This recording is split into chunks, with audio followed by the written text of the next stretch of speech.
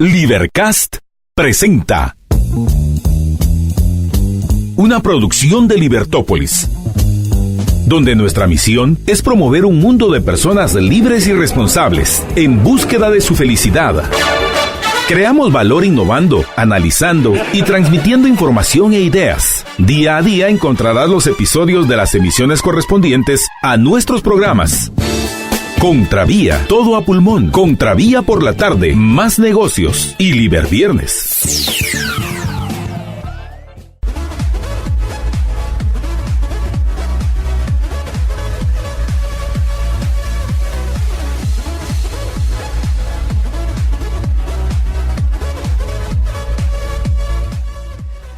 Buenas tardes, es un gusto estar con todos ustedes. Una tarde que fue algo nublada, lluviosa parte de la tarde, así que pavimento mojado, por favor vaya con calma, vaya con precaución y respire profundo. Usted que nos va escuchando a través de la 102.1 FM, bienvenido a nuestro programa. Mi nombre es María Dolores Arias y es un gusto estar con todos ustedes y poder compartir este programa que hemos hecho especialmente para ustedes. Hoy vamos a hablar de dos temas, vamos a tener dos enlaces telefónicos y vamos a hablar de dos temas que pues considero muy relevantes. El primero, vamos a hablar con el doctor Luis Fernández Molina con respecto a la elección de los magistrados de la Corte Suprema de Justicia y también de los magistrados de las salas de apelaciones. Vamos a hablar respecto a todo este proceso de las comisiones de postulación, cómo se integran, cuándo debería estar ya elegidos, quiénes son quienes eligen, cuántas personas eligen, cuál es la importancia de todo esto. Bueno, muchas preguntas de las cuales estaremos haciéndole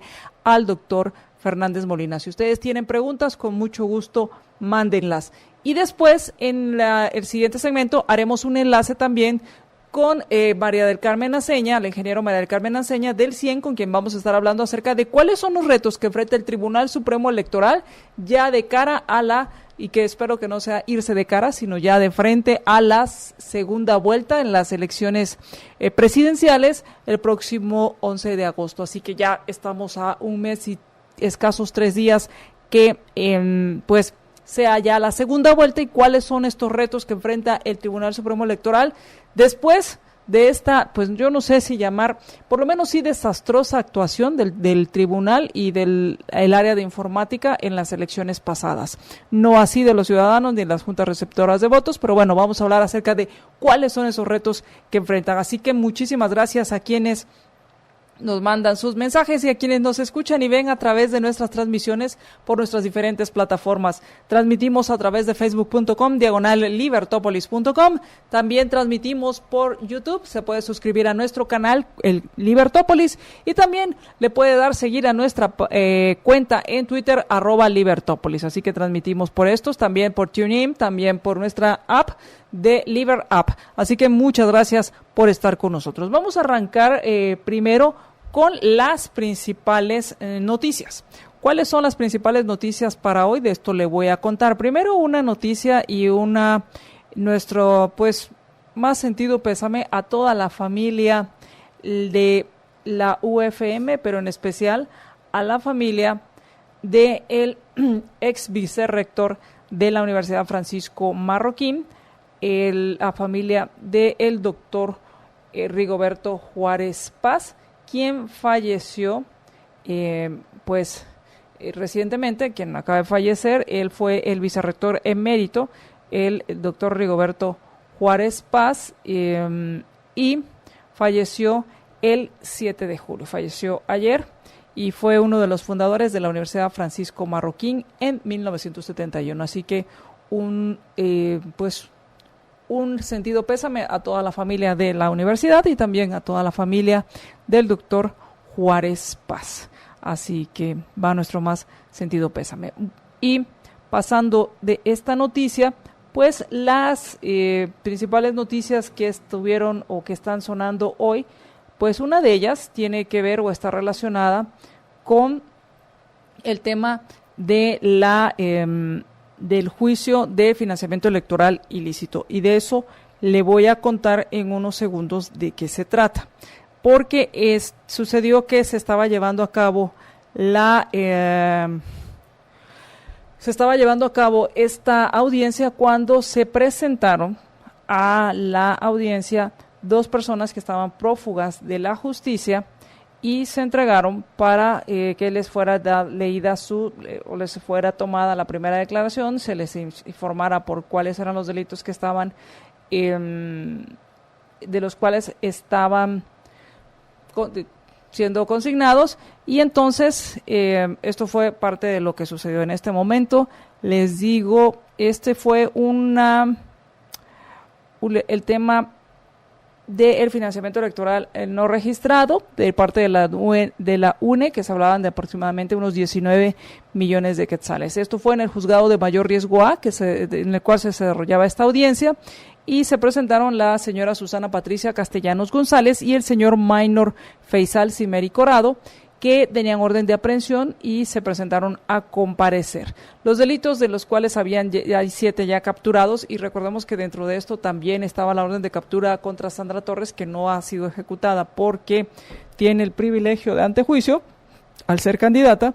Pues los principales delitos que se les imputan a estas personas es el financiamiento no registrado, mientras que al señor Enrique Sánchez Hernández pues se le acusa del delito de defraudación tributaria. Según la Comisión Internacional contra la Impunidad en Guatemala, la CICIG y el Ministerio Público, pues le están siguiendo la pista a 19.5 millones de quetzales que se destinaron para financiar la campaña electoral del 2015 de la UNE, en la cual también está implicado Mario Leal, a través de que, pues, por varias investigaciones que se hicieron, al parecer, el señor Leal, junto con Giovanni Marroquín Navas, era quien hacía cobros para la devolución del crédito fiscal. Este dinero se utilizó para las campañas electorales, para financiar la campaña electoral de la UNE. Así que estas son parte de las investigaciones. Y hablando de la UNE, pues resulta que ya se eligieron los lugares en la papeleta. Ya hoy hubo una reunión en el cual se aprobó el diseño que se utilizará para las votaciones del próximo 11 de agosto. Y a esta reunión estuvieron los magistrados del Tribunal Supremo Electoral y también los fiscales de los partidos políticos de la UNE, la Unidad Nacional de la Esperanza, y Vamos por una Guatemala Diferente, Vamos. Este es el tema, o esta es una de las de las 2 organizaciones que están viendo, y esto es uno de los temas que se tienen que ir resolviendo ya de cara a la segunda vuelta, que es el 11 de junio. La elección se realizó en una sesión, se hizo en una sesión en la cual se decidió quién iba a ser el primero en elegir qué puesto o qué lugar iba a ocupar en la papeleta. Al ser la agrupación Vamos el primero en haberse inscrito, pues fueron ellos quienes decidieron dónde iban a estar, en qué lugar iban a estar, y eligieron el mismo lugar que utilizaron en la elección anterior o en la primera vuelta. Esto quiere decir, del lado izquierdo ellos van a estar y del lado derecho va a estar la fotografía y el logo de los candidatos de la UNE. Así que, pues ya se aprobaron las fotografías de Alejandro Yamatei y César Guillermo Castillo Reyes, el vicepresidenciable, así como de Sandra Torres y Carlos Raúl Morales, junto al logo de sus respectivos partidos. Esto, pues, según los magistrados del Tribunal Supremo Electoral, se mandarán a imprimir las boletas y todos felices y contentos para que el 11 de agosto se lleven a cabo las elecciones en segunda vuelta. 8 millones de papeletas, 8.623.934 papeletas, que coinciden con el número del padrón electoral, pues serán impresas para elegir al presidente y vicepresidente el próximo agosto. Así que ya van con esto. Ahora, otro tema también relacionado con la campaña electoral, pues ya el Tribunal Supremo Electoral les puso un techo o un tope de campaña. Según ellos, va a ser 29.649.285, lo que más, el gasto máximo que podrán, pues yo diría, registrar. No sé si va a ser el que se va a llevar a cabo, pero sí registrar como el gasto de la UNE, y vamos para la segunda vuelta. Con esto, pues, ambos candidatos podrán, o ambas agrupaciones solo podrán gastar esto. Como sabíamos, desde el 11 de agosto se dijo, en julio, el 11 de agosto son las elecciones, en julio los magistrados dijeron quiénes pasaban en segunda vuelta, y desde el 1 de junio quienes pasaban a segunda vuelta y con esto continúan con la inmunidad por aquello de las órdenes de captura y pues también les dieron su techo presupuesto, su techo de campaña, según el Tribunal Supremo Electoral. Así que así las cosas en cuanto a las elecciones. Mientras tanto, el ministro de Defensa dice que hicieron una compra que no es una compra, que parece compra, pero no es compra. Solo es un acuerdo, donde van a comprar lo que no van a comprar, porque como es un acuerdo, si usted no me entendió, pues yo tampoco, y creo que muchos menos entendieron lo que quiso decir el señor Luis Miguel Ralda, ministro de la Defensa Nacional, ya que, pues por un lado, justificó el por qué había que comprar los Pampas 3 a Argentina, y hablaba acerca de las incursiones de jets al territorio guatemalteco, estos aterrizajes, y que era muy complicado con el equipo y con las aeronaves que se cuentan actualmente poderle dar seguimiento o poder pues perseguir a estas aeronaves. Así que aseguró que Guatemala necesitaba los aviones Pampas 3, no otros, los Pampa 3, debido a que no se tiene la capacidad para proteger el espacio aéreo. Pero si a esas vamos, pues no solo es el espacio aéreo, también el terrestre, también el marítimo, y ya ni digamos, cuando hablo de terrestres, pues el de las ciudades, el de cualquier lugar en el cual uno se siente inseguro. Y él habla que es imposible que un helicóptero que recorre el país en 2 horas y media lo pueda competir con un jet que lo hace en 40 minutos. En esta guerra perdida contra las drogas, pues resulta que el gobierno de Guatemala, encabezado por el presidente Jimmy Morales y el ministro de Defensa, están muy, pero muy preocupados por las incursiones que han habido de aeronaves. Hablan que se han localizado y decomisado 21 aeronaves ilícitas de 136 sospechosas. Y para aumentarle más a la preocupación, pues de estas aeronaves, 5 son jets, y es por eso que tomaron la medida urgentísimo, de comprar los Pampa 3. La decisión del convenio con Argentina se debe a que cambió la emergencia. Al referirse, y esto en mención a las aeronaves y a los jets ilegales que han entrado al espacio pues aéreo guatemalteco. Debido a la incautación, se incrementaron la incautación en mar, en alta mar, entonces era necesario también reforzar la parte aérea. Por eso justificó la compra, que no es la compra de aeronaves, sino es la adquisición de un sistema de seguridad para el espacio aéreo. Así que no es una compra de aeronaves, sino la adquisición de un sistema aéreo, de un sistema de seguridad para el espacio aéreo. Y uno se pregunta si al adquirir un sistema de seguridad para el espacio aéreo, si no esto implica compra de aeronaves. Bueno, se le ha cuestionado con respecto a si hay fraude de ley o no. Él aclara que no y que todo se hizo en completo orden, siguiendo las leyes. Lo cual, pues, en lo personal, se queda uno pensando si fue así o no. Bueno, vamos a ir al corte. Y cuando regresemos vamos a hacer nuestro primer enlace con el doctor Fernández Molina para hablar acerca de las comisiones de postulación y la elección de magistrados de la Corte Suprema de Justicia y de la Sala de Apelaciones. Así que si ustedes tienen preguntas, con mucho gusto las pueden mandar. 4585-4280, ese es nuestro WhatsApp, 4585-4280, y también a través de nuestras diferentes plataformas. Regresamos.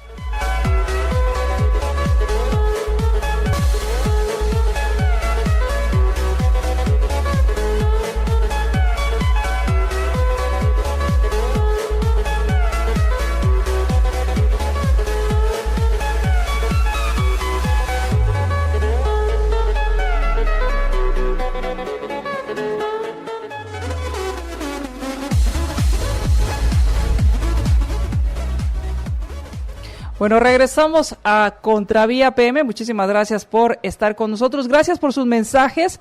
Gracias a Pedro Ángel. Saludos, María Dolores. Muy buen programa. Muchísimas gracias. Buenas tardes. Ya presentes. Saludos, María Dolores. Muchas gracias a quienes ya nos dejan sus mensajes y a quienes están compartiendo nuestra transmisión. Y vamos a hacer un pequeño cambio. Vamos a hablar primero del tema de el Tribunal Supremo Electoral y cuáles son los retos que enfrentan en esta segunda vuelta. Porque hay algo que debemos tomar en cuenta de lo que ha sucedido en el Tribunal Supremo Electoral con respecto a pues el trabajo deficiente, por no decirlo, y creo que se debería decir el trabajo mediocre que se llevó a cabo o que llevaron a cabo en cuanto a el manejo de la información, el conteo de los votos y el tiempo que les ha llevado, que hasta el momento no hay resultados oficiales. Y esto de cara a la segunda vuelta, que ya nos quedan 1 mes y 3 días de esta segunda vuelta, en el cual pues se simplifican muchas cosas y yo creería que ya no hay excusa válida, no pueden no hacerlo bien. ¿Por qué? Porque primero es una sola boleta, obviamente la cantidad de información que va a fluir es menor y debería fluir más rápido y pues lo único que tienen que contabilizar es votos Yamatei, votos Sandra Torres, votos nulos, votos blancos y votos inválidos, porque ojo que el nulo y el blanco no es lo mismo. Pero entonces, ¿cuáles son esos retos que enfrenta el Tribunal Supremo Electoral al respecto? ¿Tengo ya la llamada? Sí, muchas gracias. Estoy entonces ya en línea con la ingeniera María del Carmen Aceña del CIEN. ¿Qué tal, María del Carmen? ¿Cómo estás? Muy buenas tardes y gracias por haber tomado nuestra llamada. Buenas tardes, María Dolores, un gusto, a las órdenes para todos los radioescuchas. Muchas gracias. ¿Y cuáles son los retos que consideras se enfrenta ahora el Tribunal Supremo Electoral ya a 1 mes y 3 días de la segunda vuelta? Mira, creo que el reto más grande es la credibilidad, porque si alguna institución había tenido durante muchos años credibilidad, había sido el tribunal. Sin embargo, lamentablemente fallaron en el conteo de votos a nivel masivo o público y eso pues generó muchísimo disgusto en la población. De hecho, pues se solicitó que se hiciera una auditoría forense, que se revisara el software que se usó, se cuestionó la empresa, pero lo que hemos visto es que el tribunal ha sido muy lento en la toma de decisiones. Ahora, a mí lo que me llama la atención de todo esto, María del Carmen, es que precisamente este tribunal tenía una característica que no era tan común en los anteriores magistrados, es poder llevar a cabo 2 elecciones siendo magistrados. O sea, el mismo grupo de magistrados llevaría a cabo 2 elecciones, la del 2015 y la del 2019. ¿Qué fue lo que cambió? Mira, sí cambió el marco legal de toda la ley electoral y de partidos políticos y también se le dieron bastantes atribuciones nuevas al Tribunal Supremo. Tal vez lo que sucedió fue que el tribunal no tuvo la visión de organizarse de manera de dar al final la talla de lo que pues la nueva ley demandaba. Tal vez pensaron de una forma muy ambiciosa que iban a poder cubrir todas las nuevas propuestas que habían y no fortalecieron ni cambiaron su organización interna. De hecho, te voy a decir otro tema que también vemos que cambió fue el tema de los tiempos, que los tiempos anteriores eran más largos. Así Entonces, es. acá el tribunal tuvo serios problemas de tiempos y algo que pues que no estaba de manos del tribunal, toda esta parte de judicialización de algunos candidatos, que también fue complicado. Eso le fue como dándole un desgaste al tribunal, pero creo que ellos también se sabotearon, porque ellos hicieron dos acuerdos que, si bien recordamos, uno era para legislar los foros, que fue muy criticado, que tuvieron que dar marcha atrás, y luego todo el tema relacionado con el uso de celulares durante las elecciones. Entonces todo esto fue como acumulando un desgaste, y la gota que derramó el agua del vaso fue el tema del conteo masivo de los votos para las elecciones. Ahora, de aquí a 1 mes, que van a ser las próximas elecciones, no podemos cambiar la ley electoral, ni podemos cambiar ciertas cosas, pero sí podemos cambiar procesos que le den certeza a los guatemaltecos. Por ejemplo, en las elecciones pasadas, tanto la Junta del Distrito Central como la Junta departamental hicieron su conteo de votos masivo por medio de una empresa privada de mucho prestigio, GBM. Entonces no había ninguna duda de que estaba bien, porque fue bien probado. Se hizo todo el tema de la transmisión de datos, y en esta oportunidad lo que pudimos ver es que no hubo esa celeridad con el tema y el software del Tribunal Supremo Electoral. Entonces ese sería el segundo. La segunda recomendación es tener un buen software, hacer todas las pruebas y que funcione. Y que también a las juntas electorales se les pase el protocolo de transmisión de datos, porque nunca se pasó por escrito cómo se iban a transmitir los datos. Y un tercero es que con todas estas actas que han estado revisando, también se pueden encontrar los patrones de los errores más grandes de las juntas. Entonces hay que ver en qué lugares y cuáles son, digamos, los errores para poder fortalecer a las juntas. Pero no hacer esas grandes capacitaciones que a veces se hacen, que realmente no son lo que las juntas necesitan, sino que a veces lo que las juntas necesitan es hacer pruebas, hacer actas, y obviamente la dificultad de una elección como la que tuvimos el 16 de junio es muy diferente a la que vamos a tener el 11 de agosto, porque vamos a tener solo una papeleta y solo 2 candidatos, versus haber tenido 5 papeletas con un promedio de 22 en cada una de las papeletas. Entonces eso, pues prácticamente el trabajo es una quinta parte de lo que es una elección como la del 16 de junio. Claro, y esto hace que la información sea más rápida, sea menor, y por ello debería fluir más rápidamente. ¿Por qué las juntas electorales no hicieron su conteo masivo como en la elección pasada? ¿Tú sabes por qué fue eso?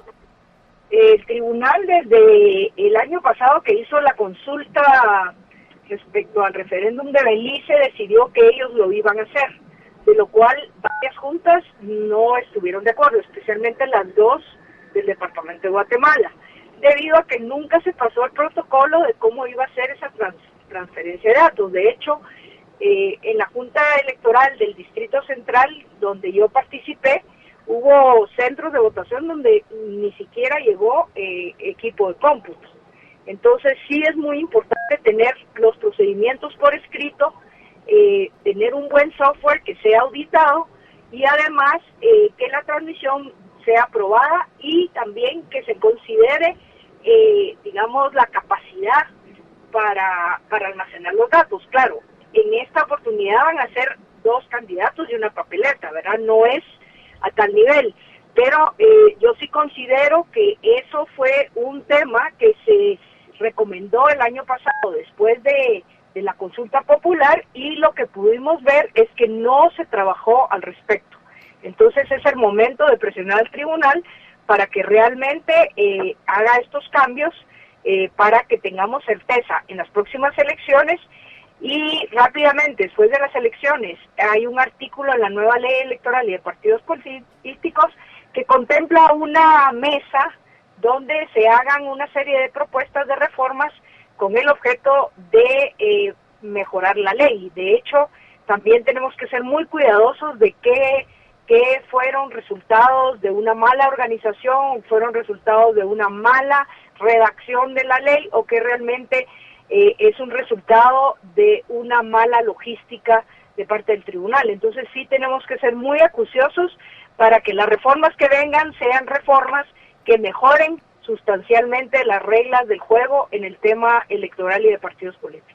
Y me queda muy claro este tema en cuanto a que no todo se le puede achacar a la ley, porque hay cosas que también tienen que ver más con logística que con la redacción de la ley. De por sí la ley no ayudaba, pero tampoco la organización fue lo más eficiente. Estamos, y dirían, es la pregunta que se hacen muchos ciudadanos, ¿se está a tiempo? ¿Se está ya haciendo algo? ¿Se ha tenido acercamientos con los magistrados del tribunal? ¿Se están haciendo ya las enmiendas necesarias? Pues yo he visto que los fiscales han sido muy específicos respecto a la auditoría forense respecto al proceso del próximo proceso electoral. Yo pienso que se han tardado mucho, hay que seguir presionando respecto al software, hacer las pruebas, que se llaman las pruebas de estrés, la prueba de la nube, la prueba también del resguardo de votos, porque lo que pudimos ver es que hubo muchos guatemaltecos que pudieron bajar la base de datos entera y pudieron hacer sus pruebas sin ningún tipo de seguridad de los datos. Obviamente, esto es un conteo masivo que al final es solo una referencia, porque los datos definitivos tienen que ser ratificados por las juntas electorales, que a su vez son notificadas por las juntas municipales. Pero la tecnología nos pone la oportunidad de hacer las cosas bien hechas, y yo considero que sí hubo un fallo de parte del tribunal de haberse confiado de que tenían un software del año 2011 que a nuestro criterio no llenaba todos los requisitos, porque se probó en la consulta popular y no tenían la logística ni se previno la importancia que es tener los datos no solo rápidos, sino que exactos. Algo muy importante es que en esta oportunidad no pueden decir que no tenían dinero, porque tenían 696 millones y se tenía previsto que si había voto nulo iba a haber una tercera.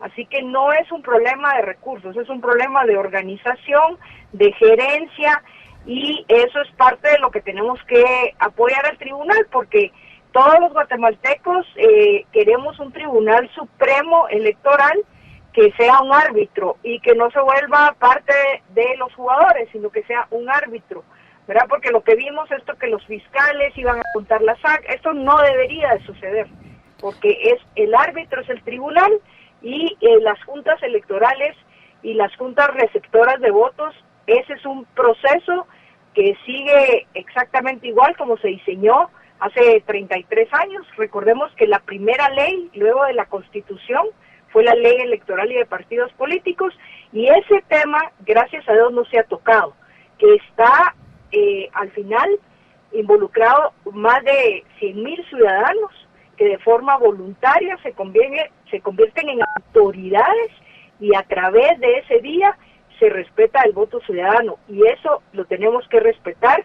Yo por lo menos no quisiera que a futuro las juntas receptoras de votos fueran cambiadas por burócratas, porque eso no nos da certeza de que el voto ciudadano va a ser respetado. Entonces tenemos que ser muy cuidadosos, tenemos que motivar a todas las juntas receptoras de votos, a esos 100,000 guatemaltecos que de forma voluntaria trabajan para que se presenten, porque ante todo lo que está pasando, que se está buscando más quién tiene la culpa que buscar las soluciones, puede haber gente que participó de manera voluntaria que no esté muy abierta a hacerlo. Entonces sí hay un llamado a todas las personas que participaron en las juntas receptoras de votos, en las juntas municipales y en las juntas departamentales, que sigamos con el proceso como ciudadanos, que lo hagamos transparente y que exijamos al tribunal el apoyo tecnológico, de logística y especialmente de organización que se requiere de un proceso electoral. Lo cual es muy importante hacer la separación, porque por un lado está, y fue parte de la confusión que hubo quienes aprovecharon para hablar de temas de fraude, en cuanto a que por un lado estaba el tema de la elección en per se, el proceso, el emitir el voto, el conteo de los votos, el levantar las actas de ese conteo de votos, y después el proceso de transmitir esta información y contabilizarla o registrarla en un sistema. Es ahí donde el Tribunal Supremo Electoral le quedó a deber a todos los ciudadanos. Correcto, y te voy a decir una cosa, María Dolores, yo que tengo muchos años de estar en estos procesos, de verdad debemos de mejorar todo el diseño también de la papelería. Por ejemplo, las actas tienen papel pasante, y las actas que se le entregaron a los digitadores eran actas de tercera copia. Habían actas que realmente no se podían leer, pero el equipo que el tribunal mandó no tenía ni siquiera fotocopiadoras. Entonces, no debemos de escatimar en el día D, debemos de trabajar muy específicamente, hacer pruebas y llamar a los que saben. Hubo juntas electorales que han participado que conocen cómo funciona los sistemas, que estarían encantados de apoyar a que realmente la logística, la organización, la digitación y al final el conteo de votos el día D, que es prácticamente el 11 de agosto, sea perfecto. En esto sí no podemos fallar. Y yo creo que hasta fuimos demasiado resilientes los guatemaltecos de aceptar esta falla del tribunal. Pero gracias a que existe este sistema de las actas y que ahí está la evidencia, es que se pudo quitar esta nube de algunos que quieren decir que hubo fraude, pero al final ahí están las actas. Y el sistema es tan noble, María Dolores, que en las mesas participan también los fiscales de los diferentes partidos, y ellos se llevan una copia del resultado de la mesa. Entonces, pues obviamente van a haber errores, porque imagínate, la gente está ahí desde las 5 de la mañana. Claro. Termina de contar las boletas prácticamente a las 9 de la noche, por lo menos en el centro donde yo estuve, la primera mesa terminó a las 9:30 y la última terminó a las 11:30, y es gente que tiene experiencia, gente que está organizada, pero imagínate que está desde las 5 de la mañana, o sea, son 14, 15 horas, y a pesar de eso yo te diría, hay errores humanos, pero obviamente si tú tienes un buen sistema de digitación de datos, ahí mismo te pueden corregir si el acta no cuadra, pero como no se dio eso, entonces los digitadores, su programa no era lo más eficiente según lo que yo pude observar, porque no me metí de lleno, pero para decirte que en nuestro centro, como teníamos 21 mesas, decidimos hacer nosotros un Excel para que las actas cuadraran, y cuando se las entregamos a informática ya estaban nítidas. Pero esos no son los recursos que tienen todas las juntas receptoras de votos, especialmente en el área rural.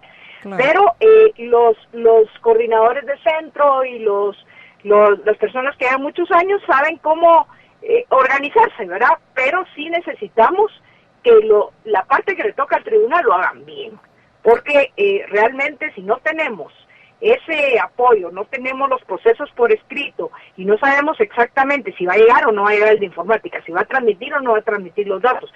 O sea, no, los guatemaltecos tenemos que tener certeza. Entonces ahorita es la oportunidad para que el tribunal presente el software, haga una auditoría, haga pruebas de estrés, escriba el proceso de digitación y de conteo masivo de votos, y que todos los guatemaltecos sepamos con antelación qué es lo que va a suceder el 11, porque la desconfianza realmente se generó muchísimo, y gracias a las juntas receptoras de votos y a las actas que no se deben de tocar, es lo que salvó el proceso. Pero de verdad es como pegarse un tiro en la pierna.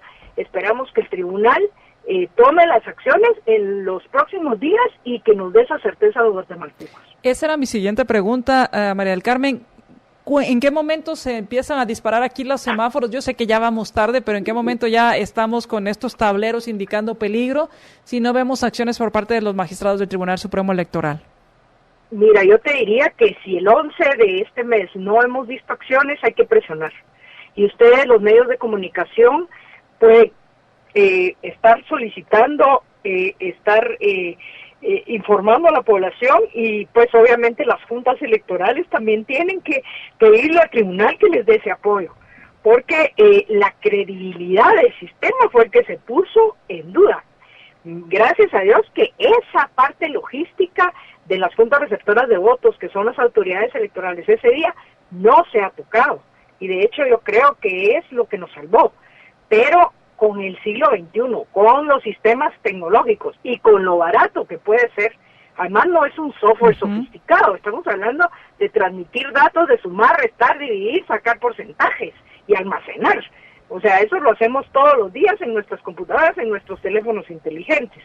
Entonces sí tenemos que empezar a exigir al tribunal que prueben el software, que hagan esa auditoría para que haya confianza, que llamen a los mejores de Guate y que les den su opinión y que escriban el procedimiento, porque el no estar escrito el procedimiento también genera mucha duda en los centros de votación.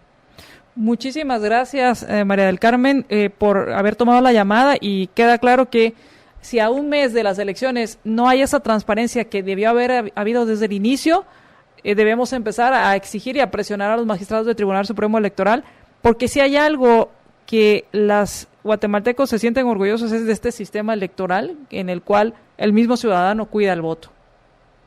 Exacto, María Dolores, y yo quisiera aprovechar para realmente un agradecimiento a todos los miembros de las juntas receptoras de votos, de los juntas municipales y las de las departamentales, porque hacen este trabajo con tanto amor cívico y con servicio al país, y esperamos que todos estén motivados para participar en el evento del 11.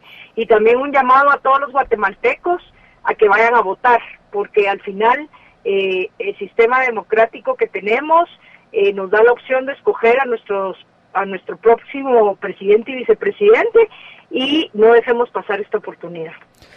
Muchas gracias, María del Carmen.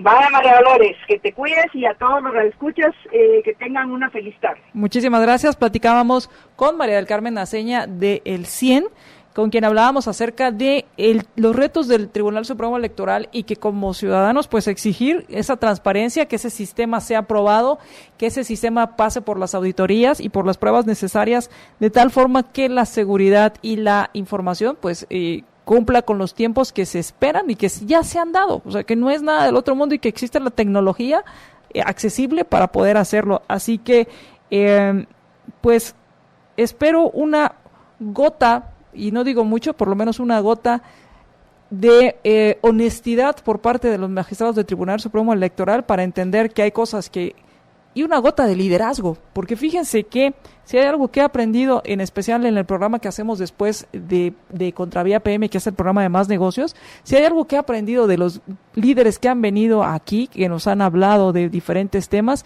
es que se rodean de personas capaces y que son conscientes que no lo saben todo y que no deberían saberlo todo, porque para eso contratan personas que le ayudan a llevar a sus organizaciones a un nivel superior. Y eso esperaríamos, una gota de liderazgo por parte de los magistrados del Tribunal Supremo Electoral, entendiendo que tienen que rodearse de personas que sepan hacer bien las cosas y de exigir el estándar de excelencia, porque se están jugando una de las pocas instituciones en las cuales los guatemaltecos confían. Vamos al corte, y cuando regresemos hablemos acerca de las nominaciones o las comisiones de postulación que estarán enviando la lista para los candidatos a magistrados del Tribunal de la Corte Suprema de Justicia y de las salas de apelaciones. De eso platicaremos cuando regresemos del corte.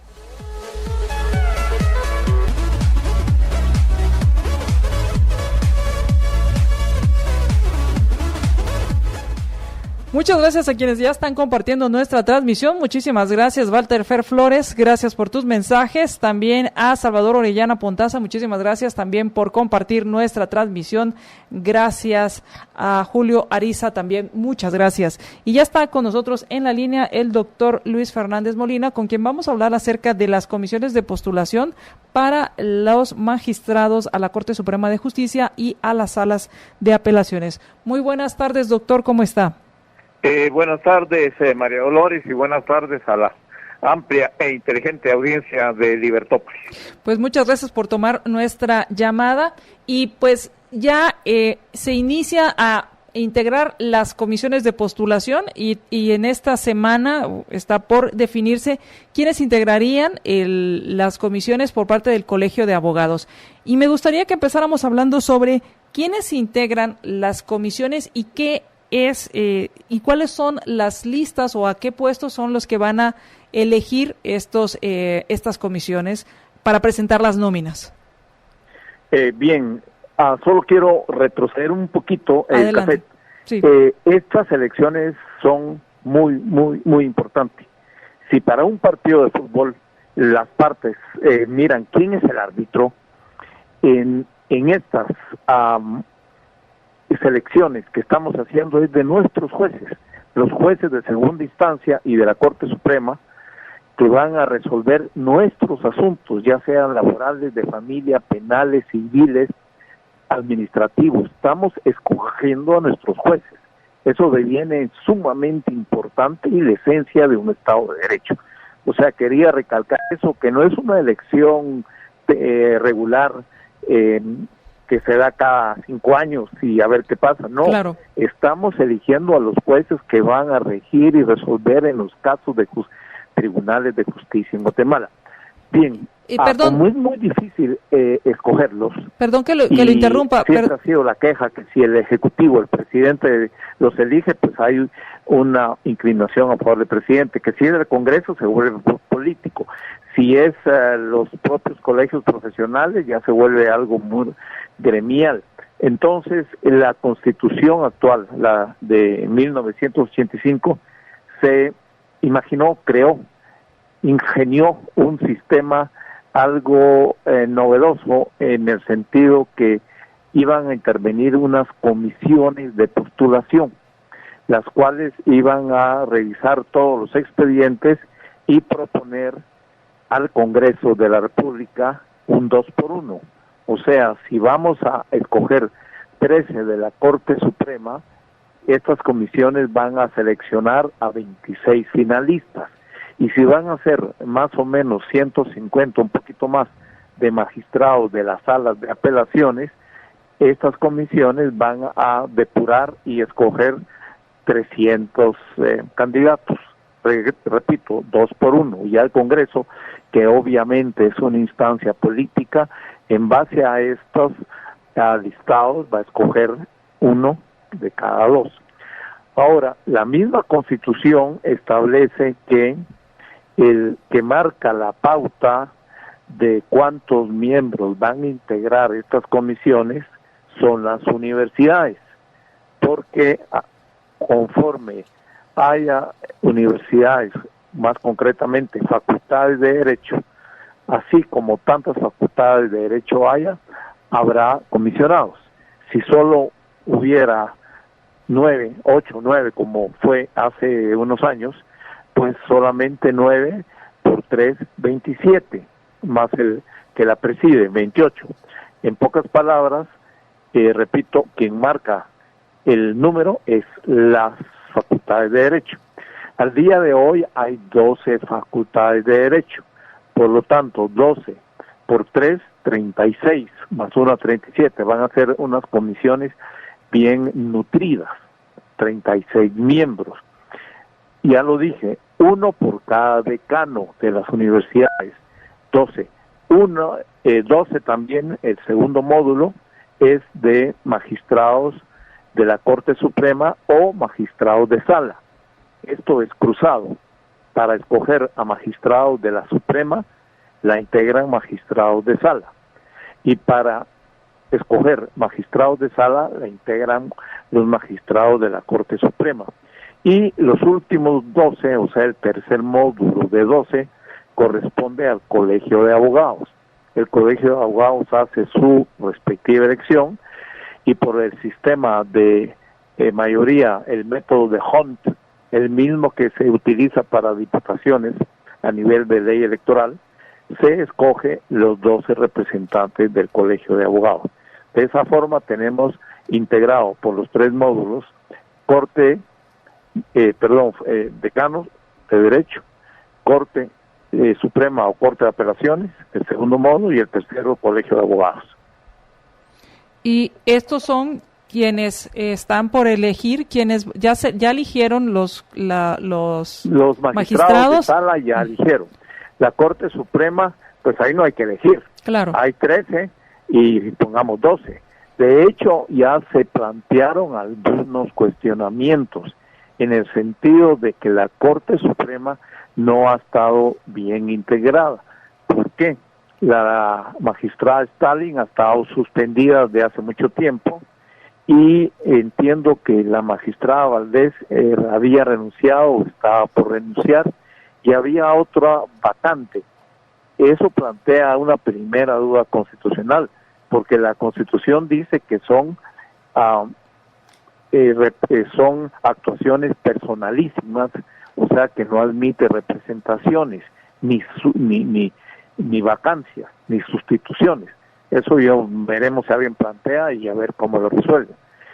Y hay algo que afortunadamente no se da ahorita, no se da, pero cuando crezcan otras universidades, surjan y hubiere en Guatemala 14 facultades de Derecho, realmente ahí hay una laguna constitucional increíble, porque la Constitución dice los magistrados con tantos números como decanos, pero si decanos hay 14 o 15, porque hay 14 o 15 facultades de Derecho, la pregunta del millón es, bueno, ¿y quién va a representar entonces a la Corte Suprema? Eso implica, por favor, y esto es importante, claro, implica una reforma constitucional obligatoria, porque aquí ya no es ajustes, ni tampoco acudir a aquella práctica nuestra cuando el texto constitucional es así mero civilino, mero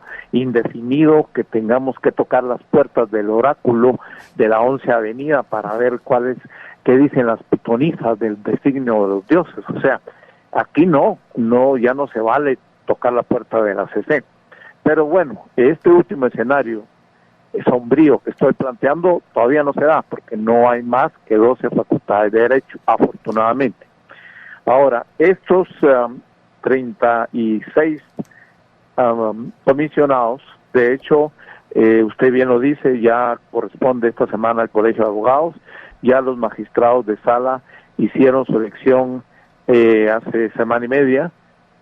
Dicho sea de paso, hubo algunas suspicacias porque hubo una planilla única. Así es. O sea, hubo una especie de acuerdo entre los magistrados de sala para elegir solo en base a unas planillas únicas. Ahora, lo primero que va a hacer la comisión, una vez ya instalada, es convocar a los interesados para que presenten sus papeles. Interesados hay muchos, porque abogados sabemos 30,000.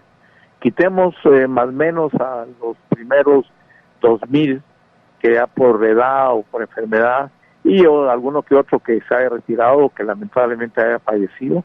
Estamos hablando de unos 25,000 abogados. Y muchos, creo que va a haber récord esta ocasión de expedientes que presenten a las comisiones. O sea, muchos abogados, quizá unos 2,000, 3,000 querrán ocupar una sala de apelaciones, y un poco menos, pero también número considerable, creo que van a aspirar a la Corte Suprema, tal vez unos 600, 800. De los primeros, hablemos de 2,000 expedientes, estas comisiones tienen muy poco tiempo y muy pocos criterios de evaluación. Yo ya estuve sentado ahí en una, y realmente, como son tantos expedientes, pensemos ni siquiera en 2,000, pensemos en 1,000, y son 36 comisionados, pues se reparten en mesas, serían 12 mesas de 3 comisionados cada uno, y a cada comisionado se le reparte 1,000 entre 12, no tengo la matemática ahorita, pero es un montón. Y los comisionados deben ir calificando a los diferentes postulantes en base únicamente al expediente. Pruebas psicométricas se habla, pero no ha funcionado mucho eso. Y entrevistas, ¿a qué horas? ¿A qué horas entrevistas? Y cada entrevista, para ser real, seria, debe tomar por lo menos media hora, 1 hora. Realmente esto hay que arreglarlo, pues, este sistema, porque se presta a mucho descontrol, mucha falta de técnica y eventualmente mucha complacencia, compadrazgo. De hecho, supongamos que yo estoy en una de las 12 mesas y nos tocó 50 expedientes para un total de 600. Esos 50 los tenemos que ver casi en 2 semanas, incluyendo el psicométrico, la entrevista y todo. Y los criterios de puntuación pues no son muy precisos. Se incluye proyección social, y algunos acompañan diplomas de bomberos o de la comunidad o de premios de aquí. O sea, es de lo más variopinto la presentación de estas expedientes. De hecho, mucho de ese desarrollo de muchas diplomados de las universidades, que diplomado en Derecho Penal, en diplomado en Derecho Tributario, diplomado en tal, obedece en mucho claro, a la necesidad de aprender más, obvio, pero también a acumular más créditos en este expediente. Ahora, esta mi mesa donde hay 50 expedientes, ya hicimos una evaluación, que el criterio de evaluación de mi mesa puede ser diferente de la mesa de la par y de la que está al fondo. Unos pueden ser muy rígidos, muy estrictos, y otros pueden ser más suaves, igual que un examen privado. ¿Quién te va a tocar en el examen privado? Pues no sé, qué suerte tuviste, ese es buena gente, o qué mala onda, ese es muy rígido. Pero bueno, el hecho es que una vez consolidadas las calificaciones, se empiezan a colocar en ese orden, el que sacó más punteo, los que sacaron más. Y lo interesante es esto, que ese punteo no va a determinar cuánto, quién califica, quién pasa a esa privilegiada lista de 300 o de 26. No, eso es solo la preparación para el orden de voteo, porque dice la Constitución que los votos se deben tomar en base a 2/3 partes de los comisionados. Y de esa cuenta, aunque pase el que sacó 100 en todo, en estas revisiones, y no obtiene las 2/3 partes del voto, o sea, estamos hablando que no obtenga 25 votos, no pasa. Es que fue el número 1 en las notas, el abanderado del grupo. No, la Constitución dice que debe tener 2/3 partes. Y el número 2 tampoco. Y de esa cuenta van bajando conforme se va llenando el cupo de 150, de 300, perdón, o de 26. Una vez se hace disculpen, se cerró, y aquellos que sacaron 60, que eran los que seguían para levantar el dedo, si tenía 2/3 partes, como ya se llenó la cuota, ya ahí se termina.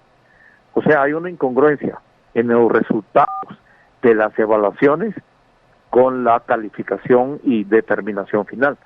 O sea, no es vinculante, no es obligatorio el que haya sacado más puntos. Eso se presta a los famosos arreglos, convenios. Al decir arreglos no estoy diciendo necesariamente corrupción, no, por favor, pero sí que venga un grupo del Petén, esto estoy exagerando, y diga, bueno, nosotros votamos para llenar a ese 2/3 partes de votos por los candidatos de ustedes, por 10 ahorita, pero siempre que ustedes voten por 10 de los nuestros.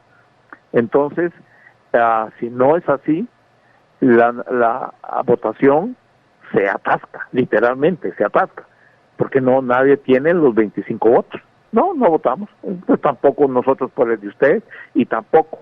Esto desemboca, converge necesariamente en acuerdos, en puros acuerdos de grupo. Bueno, pues votemos esto por esto, todos votamos que sí, y sí, pero también para que mi gente vote, tienen que votar los otros por mi gente. O sea, se vuelve un mercadito en ese sentido, no necesariamente corrupto, tampoco, aunque no lo excluyo, pero sí se vuelve un mercado en ese sentido, María Dolores. Lo cual es un gran reto y que debemos seguir muy de cerca en cuanto a la transparencia en la comisión, y obviamente cuando esto pase al Congreso, porque es esta legislatura quien elegirá de esa nómina que presentan estas comisiones. Afirmativo, las comisiones se disuelven, levantan sus funciones en el momento en que, terminamos con el número, es un poco más de 300, pero digamos el 300, aquí está, redactemos la lista, firmémosla y remitámosla al Congreso.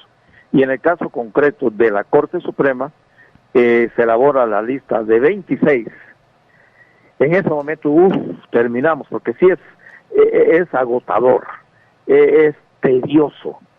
Y terminamos, aquí está la lista de 26, y pase al Congreso de la República, donde realmente no ven los expedientes, no analizan el background, de los postulantes. No, ahí es una instancia política, si por definición el Congreso es político. En ese contexto ya la comisión se lava las manos y pasa al Congreso. Pero la población sí debe estar muy pendiente, muy al tanto de a quién va a elegir el Congreso de la República. A veces los congresistas citan a los candidatos allá en las oficinas cerca del Congreso, antes en la Sábal, y si no, ahí en un edificio que está en la esquina de la 10ª Avenida, lo que sea, donde tienen su oficina. Puede ser de buena fe. Bueno, y usted que llegando a la Corte Suprema, ¿qué planes tiene?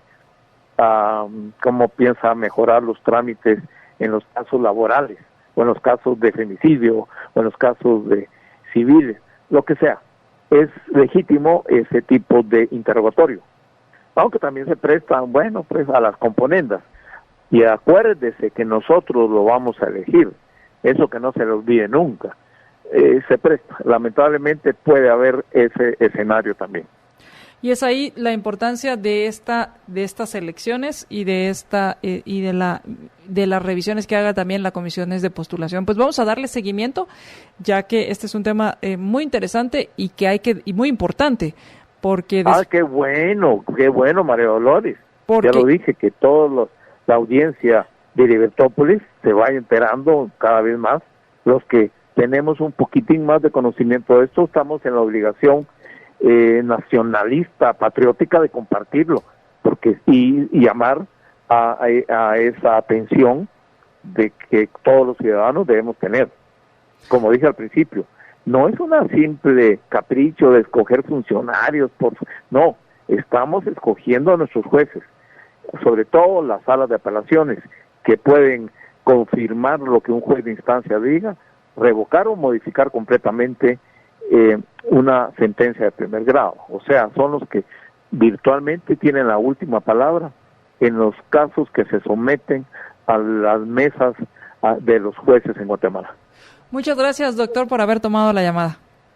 A usted, María Dolores, feliz tarde, y igual para la audiencia de Libertópolis. Muchas gracias. Platicábamos con el doctor Luis Fernández Molina, con quien hablábamos acerca de la importancia en la elección, en este momento, de magistrados de la Corte Suprema de Justicia y también de la Sala de Apelaciones, empezando el proceso ya de la integración de estas comisiones de postulación. Seguiremos dándole seguimiento a este tema, por demás relevante, porque pues las elecciones terminan el 11 de agosto, pero la elección de estos magistrados pues van a ser durante 5 años y en temas trascendentales que poco a poco les iremos explicando. Vamos a terminar aquí. Muchísimas gracias a quienes nos acompañaron, a quienes compartieron nuestra transmisión. Muchísimas gracias a quienes estuvieron también sintonizándonos por la 102.1 FM. Vamos al corte y cuando regresemos cambiamos ya de tema y vamos a continuar con más negocios. Así que denos un segundo y regresamos con ustedes para hablar acerca de la resistencia. Ibercast presentó una producción de Libertópolis. Recuerden que si quieren conocer más de nuestros programas, seguirnos en las diferentes redes sociales, o si quieren ver nuestros programas y conocer a nuestros conductores e invitados, pueden ingresar en www.libertopolis.com. Recuerda suscribirte y dejarnos 5 estrellas para que continuemos trabajando en producir más podcasts de tu interés. Libertópolis, ideas con valor.